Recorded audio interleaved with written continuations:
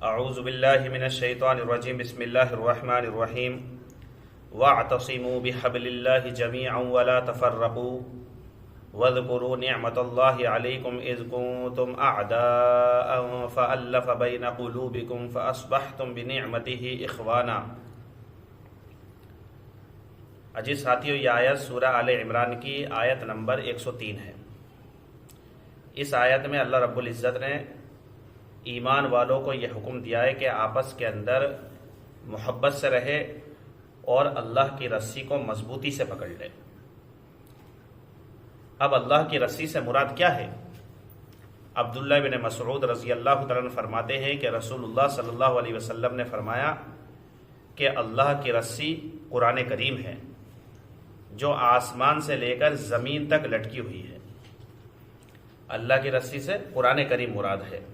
تو اس آیت میں اس چیز کو بیان کیا ہے کہ ایمان والوں کو چاہیے کہ اللہ تعالیٰ کی کتاب کو مضبوط پکڑ لیں، یعنی اس کے بتائے ہوئے احکام کے مطابق زندگی گزارے اور آپس کے اندر فرقوں میں نہ بٹے، آپس میں اختلاف نہ کریں۔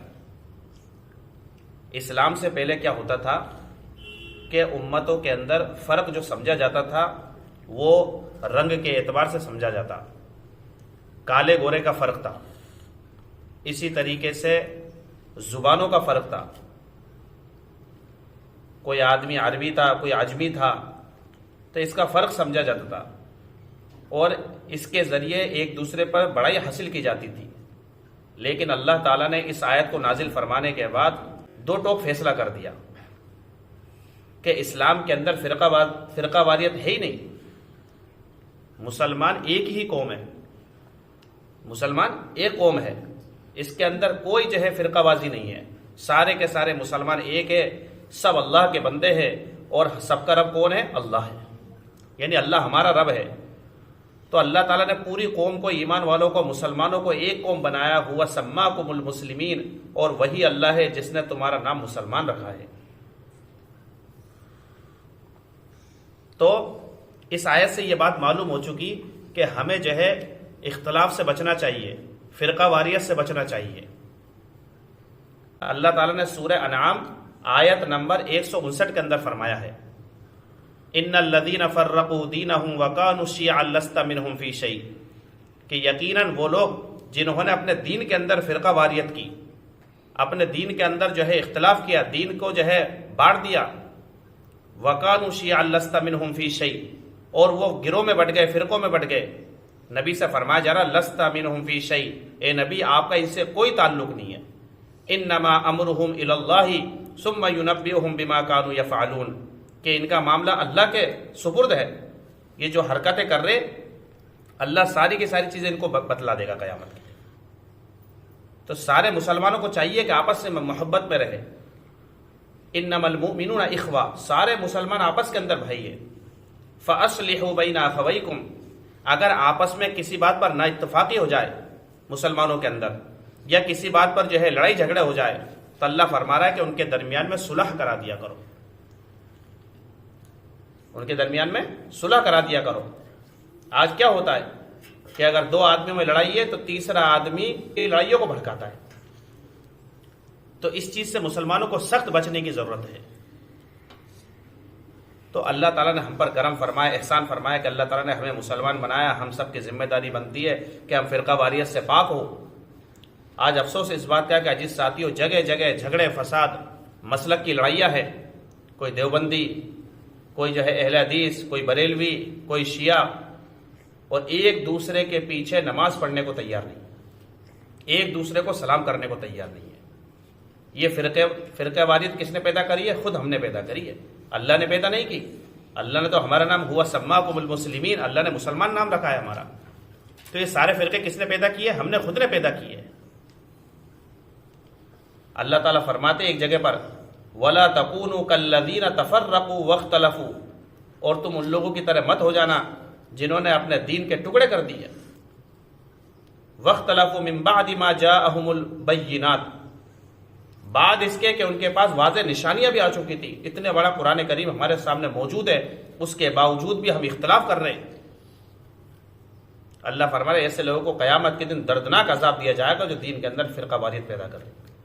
اس لیے ہم سب کو چاہیے، تمام مسلمانوں کو چاہیے کہ اپنے مسلک کی لڑائیوں کو ختم کرے۔ ٹھیک ہے، جو آدمی جس مسلک پہ اگر ہے تو اپنے مسلک پر رہے، لیکن کسی بھی مسلک والے سے جو ہے نفرت نہ کرے، کسی بھی مسلک والے سے جو ہے اختلاف نہ رکھے، ہر ایک کے پیچھے نماز پڑھنے کی ہم کوشش کریں، سب سے محبت سے پیش آئے۔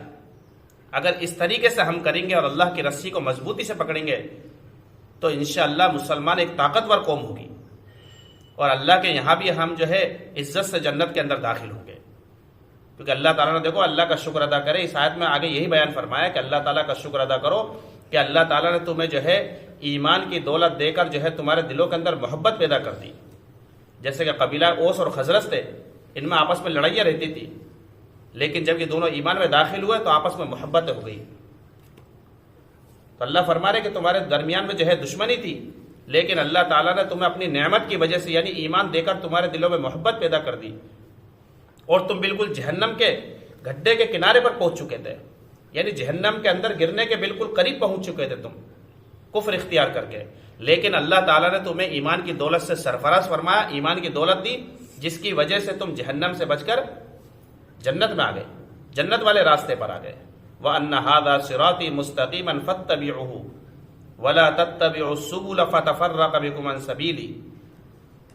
اس لیے اس آیت کا خلاصہ سمجھ میں آ گیا نا آپ حضرات کے؟ تو اس آیت کا خلاصہ یہی ہے کہ تمام مسلمانوں کو چاہیے کہ اللہ کی کتاب یعنی قرآن کریم کو مضبوطی سے تھام لے اور فرقہ واریت کے اندر نہ پڑے، یعنی آپس کے اندر جو ہے فرقے پیدا نہ کرے۔ یہ تو آیت کا خلاصہ ہوگا۔ اب آیت کا ترجمہ سنو آپ۔ وَاعْتَصِمُوا بِحَبْلِ اللَّهِ جَمِيعًا وَلَا تَفَرَّقُوا، اور تم اللہ کی رسی کو سب کے سب مل کر مضبوطی سے پکڑ لو۔ وَلَا تَفَرَّقُوا، اور تم الگ الگ مت ہو، یعنی فرقے بازی مت کرو۔ وَاذْكُرُوا نِعْمَةَ اللَّهِ عَلَيْكُمْ إِذْ كُنتُمْ أَعْدَاءً، اور تم یاد کرو اللہ کی اس نعمت کو جو تم پر ہے، یعنی وہ نعمت سے مراد ایمان کی نعمت۔ اذ کنتم اعداء، جبکہ تم دشمن تھے، فألف بین قلوبکم، پھر اللہ تعالیٰ نے تمہارے دلوں کے اندر محبت پیدا کر دی۔ جب تم آپس میں دشمن تھے تو تمہارے درمیان میں لڑائیاں ہوتی رہتی تھی، اللہ تعالیٰ نے تم دونوں قوموں کو ایمان کی دولت سے نوازا تو سب لوگوں کے دلوں میں کیا ہو گئی؟ محبت پیدا ہو گئی۔ فأصبحتم بنعمته اخوانا، پھر اللہ کی نعمت کی وجہ سے تم سب کے سب بھائی بھائی ہو گئے۔ وَكُنْتُمْ عَلَى شَفَا حُفْرَةٍ مِّنَ النَّارِ، اور تم جہنم کے گڈھے کے کنارے پر تھے۔ فَأَنْقَذَكُم مِّنْهَا، تو اللہ تعالیٰ نے تم کو اس سے بچا لیا، یعنی جہنم کفر اختیار کر کے تم جہنم کے اندر جا رہے تھے، اللہ تعالیٰ نے تمہیں اس سے کیا کر دیا؟ بچا لیا۔ كَذَلِكَ يُبَيِّنُ اللَّهُ لَكُمْ آيَاتِهِ لَعَلَّكُمْ تَهْتَدُونَ، اسی طرح اللہ تعالیٰ بیان کرتا ہے تمہارے لیے اپنی نشانیوں کو، شاید تم ہدایت پر آ جاؤ۔ یعنی اللہ تعالیٰ تمہارے سامنے یہ باتیں اس لیے بیان کرتا ہے کہ تم غلط راستوں کو چھوڑ کر صحیح راستے پر آ جاؤ اور پکے سچے مسلمان بن جاؤ۔